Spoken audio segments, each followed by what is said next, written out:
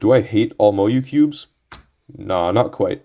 I never really was a fan of the WRM line of cubes back in the initial days, but I was still pretty excited to try out the WRM 2021 maglev.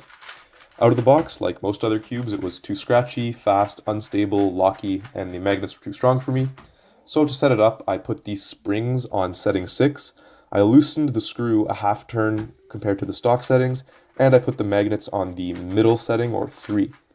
I like that the screw allows for continuous adjustment, since I think cubes like the GAN and the Tornado, which only have discrete adjustments of the screw, kind of miss out on a lot of the fine-tuning adjustments that older cubes had with continuous screws, and the jumps are often too big in the tensions. So having a continuous screw setting is a pretty big benefit to the WRM 2021 maglev.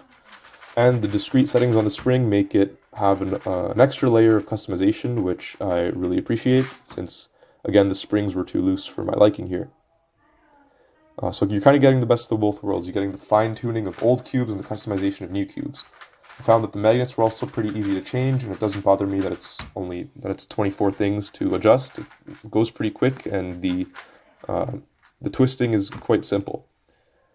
After this setup, it was immediately more stable, less locky, and more controllable.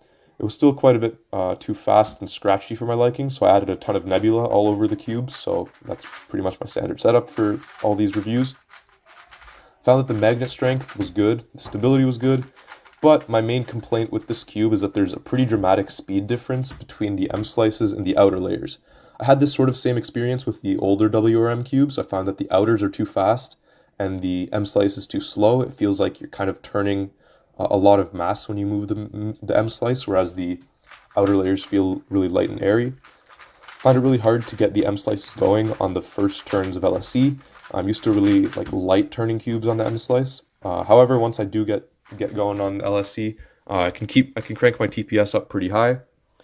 It's pretty hard to get the right ratio of speed of the outer to the inner with different tensions. Right now, my outers are too fast and my inners are too slow. Kind of talking about this as if it's a big cube, but you know what I mean. And the stability is just right, so that's kind of the way I decided to set it up. Any looser in the outers are too fast, any tighter in the middle is too slow.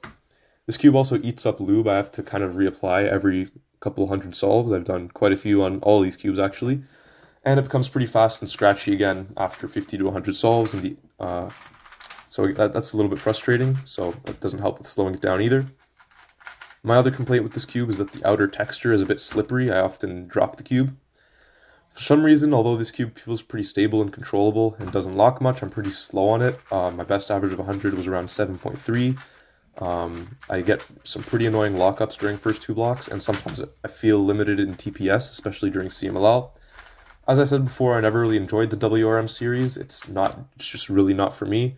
I'm sure others do really well on these. A bunch of world records have been broken on them across multiple events.